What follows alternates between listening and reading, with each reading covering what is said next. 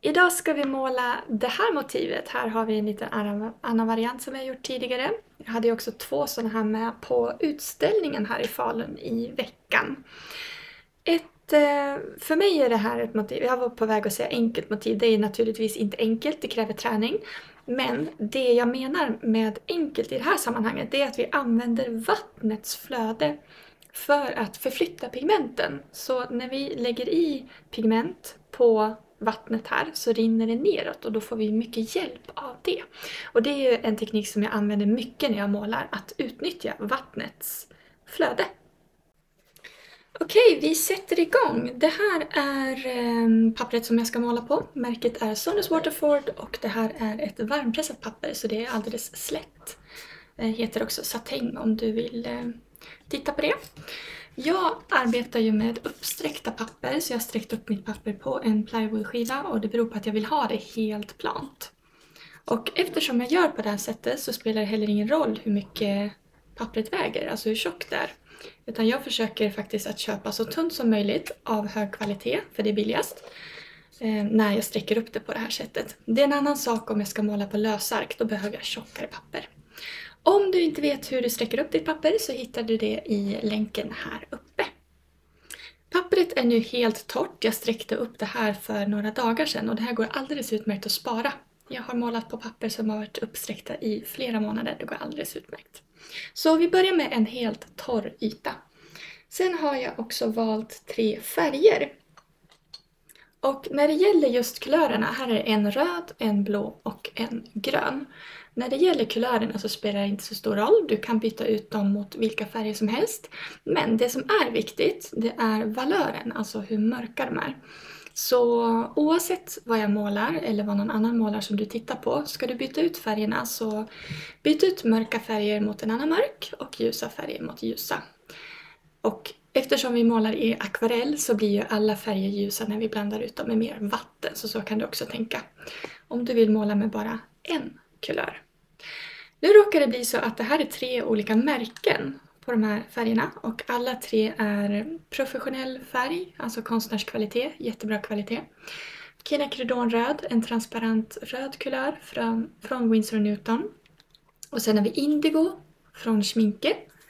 Och sen är det en som jag inte kan uttala, Jadeit Genuine från Daniel Smith. Och jag tycker om alla de här 3 märkena, jag använder allihopa.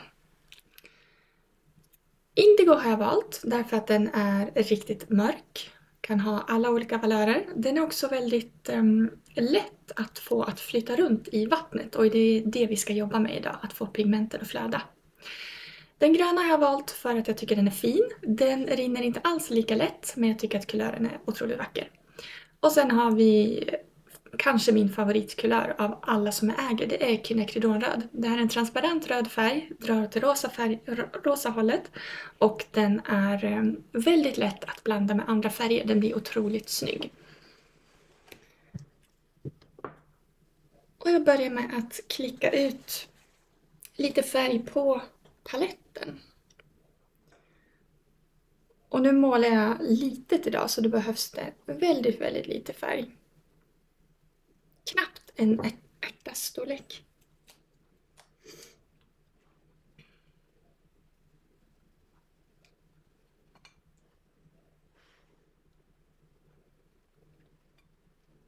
Se där. Det är en massa katthår här.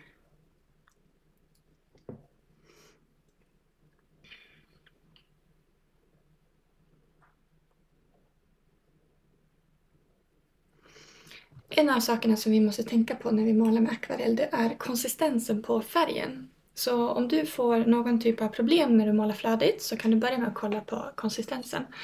De här 3 kulörerna har faktiskt ganska lik konsistens. Den är fast på pappret men ändå lite åt det rinniga hållet. Du ser att det glänser men det rinner inte när jag lutar tallriken.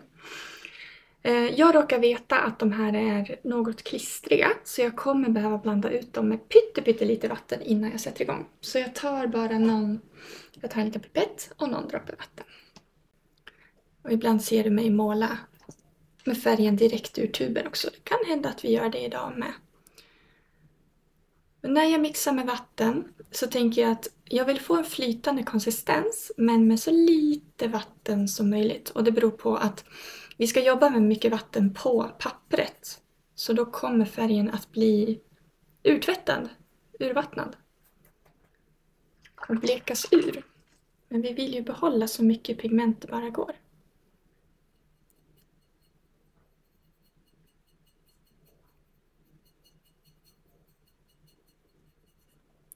Så mellan varje kulör så sköljer jag ur penseln. Nu behöver jag torka upp lite på paletten så att den där inte rinner ihop.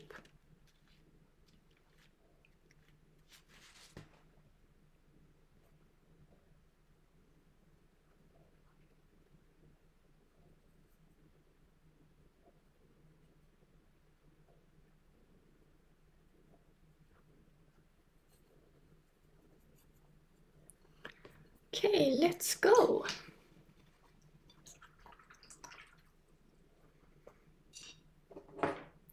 Lägger lite grann, jag sparade lite indigo direkt ur tuben. Jag gör samma sak med den röda och den gröna.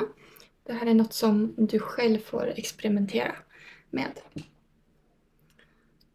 Jag kommer behöva båda. Konsistenserna, vad ska vi säga att det är? Alltså direkt ur tuben, ungefär som crème fraîche konsistens. Men sen när jag har blandat med vatten så är det mer filmjölk. Då ska vi sätta igång och måla. Och jag tar en bred pensel. Som sagt, ytan är torr.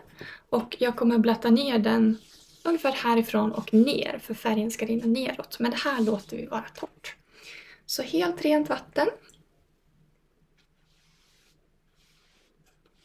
Ska vi se om vi kan se hur det ser ut. Ja, du ser att det är blött liksom. Vi kommer behöva en del. Vi kommer säkert behöva fylla på sen. Och här är det jättebra om du kan ha en handduk under. Eftersom det kommer att rinna. Och då börjar vi med en ram. Vi kommer ha ljuset i mitten. För att rama in det så behöver vi göra mörker runt om. Så det börjar vi med. Jag tar en mopp. Den här är från Art of Veda. Ta lite av den här färgen som jag har blandat ut. Och så gör vi en cirkel runt. Och den här kommer att blekas ur allt eftersom vi målar. Men vi lägger på så att vi har en start.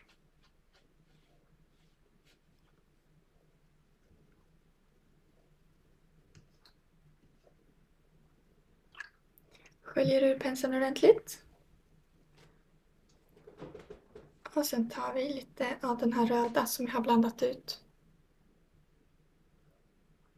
Lägger den fläckvis längs den här kanten mot det torra.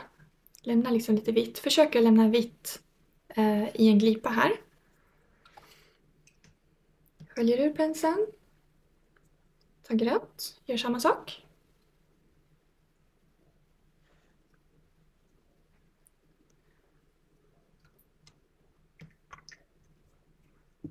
Och så tar vi sprayflaskan. Då håller jag för det torra området. Och så ska vi se till att få det här att rinna.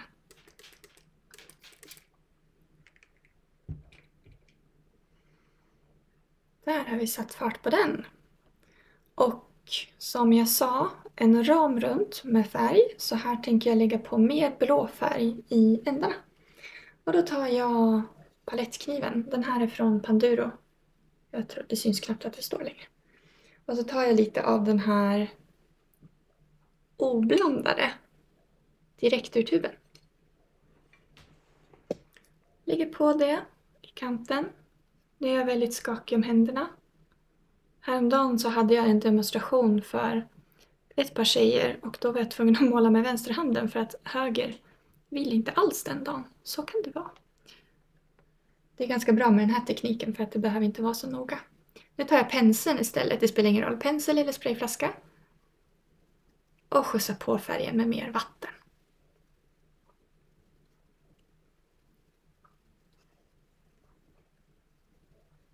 Nu kommer jag lägga på färg i omgångar.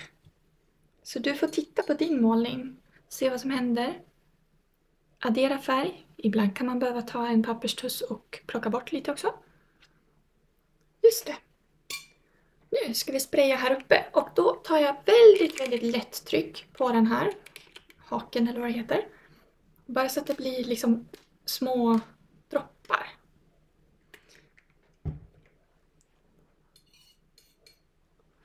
Och så kan jag börja lägga på färg i det där försiktigt.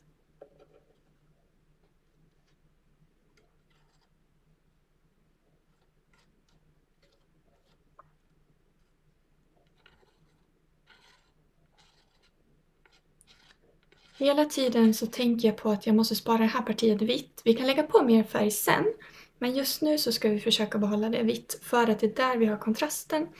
Det är där vi har det spännande i bilden så att säga.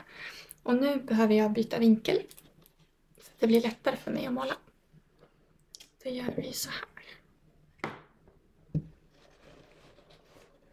Där.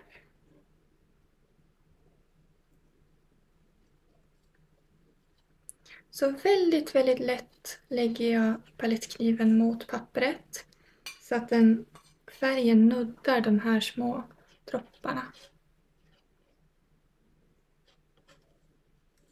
Och så är jag hela tiden med och tittar vad som händer. För det är väldigt lätt att man lägger på för mycket färg och då är det liksom lite kört eftersom vi målar med akvarellfärg. Det går inte att få tillbaka det här riktigt krispiga vita. Då får man börja om. Skrapa ner färgen lite grann. Och så tar vi lite rött.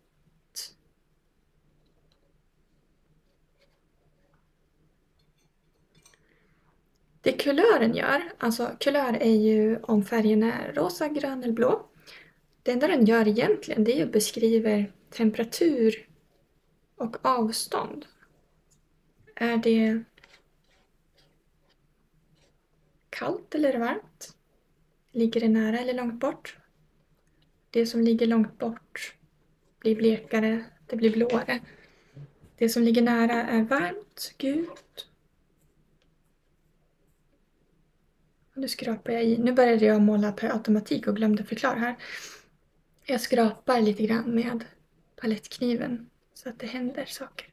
Men nu lyfter jag blicken för nu blir jag väldigt inzoomad på det här.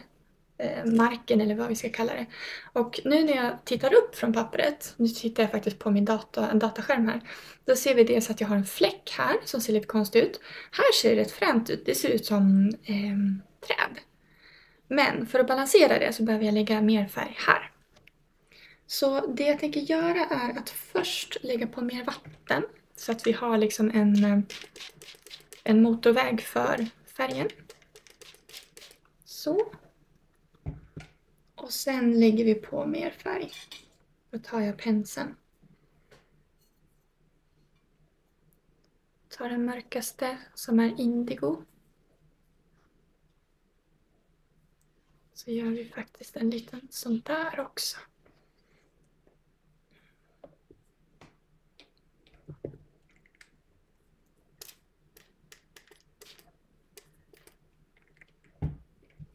Oj.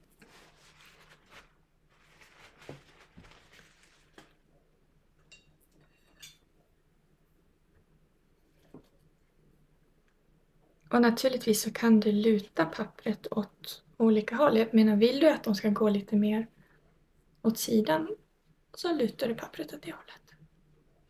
Du kan få väldigt häftiga effekter med det. Tänk på att om en del av pappret börjar torka så kan det skapa blomningar om du går på med mer vatten. Det gör ingenting. Jag tycker att blomningar är väldigt fint. Bara så att du är beredd på det. Okej, jag tror att vi är beredda att lägga någonting litet här. Det var liksom ett väldigt stort vitt område. Så jag tänker att vi släcker ljuset i en del av det. Och lägger på lite färg sådär.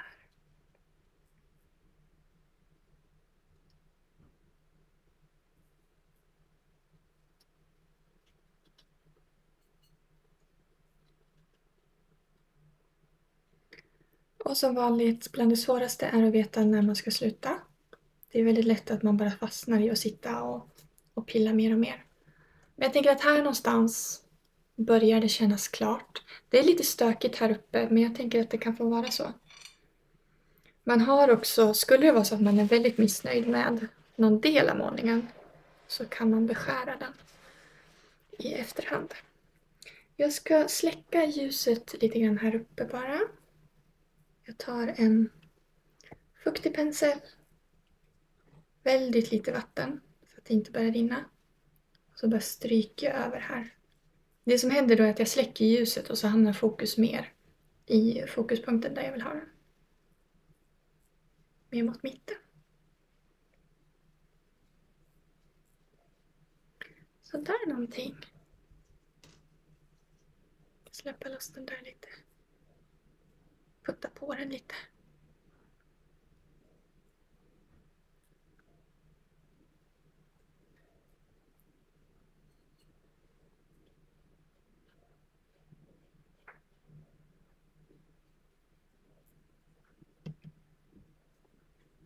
I just den här bilden så skulle det passa otroligt fint med lite salt. Så jag tänker gå och hämta det.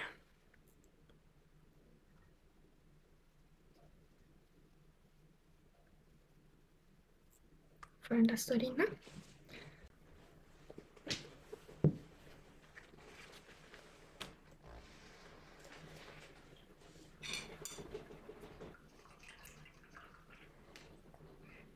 Oj, jag höll på att doppa penseln i saltet. Ska vi se. Jag tyckte att den här såg lite lustig ut så jag ska bara fixa till. Såg ut som en korv. Jag vill inte ha några korvar i min målning. Så.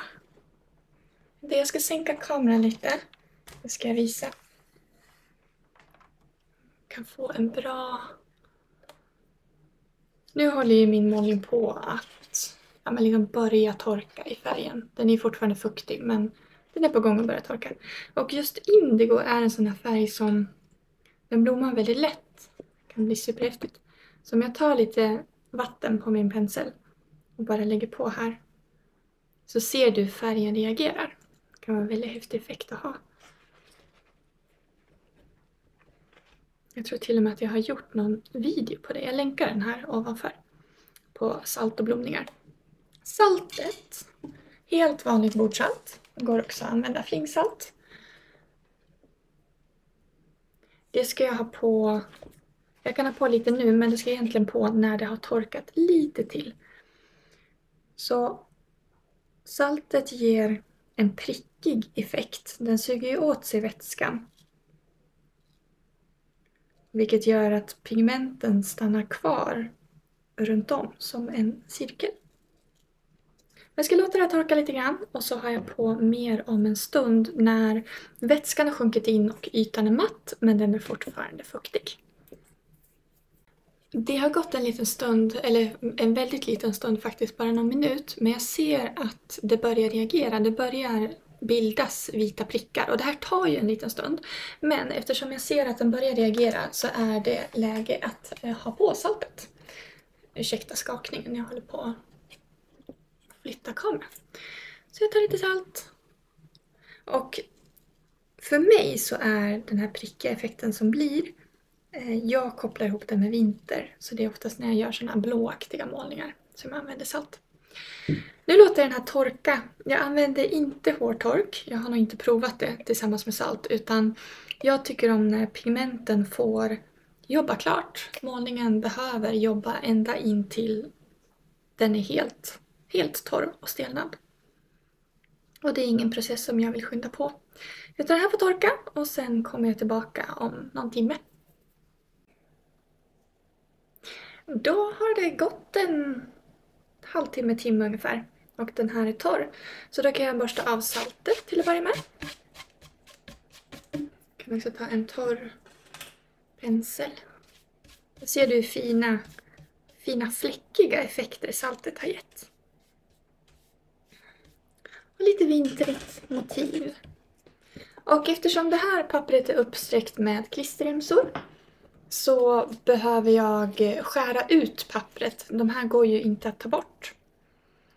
Så det hade jag också kunnat sagt från början. Vill du ha en vit ram runt så behöver du sätta maskeringstejp innanför den här bruna.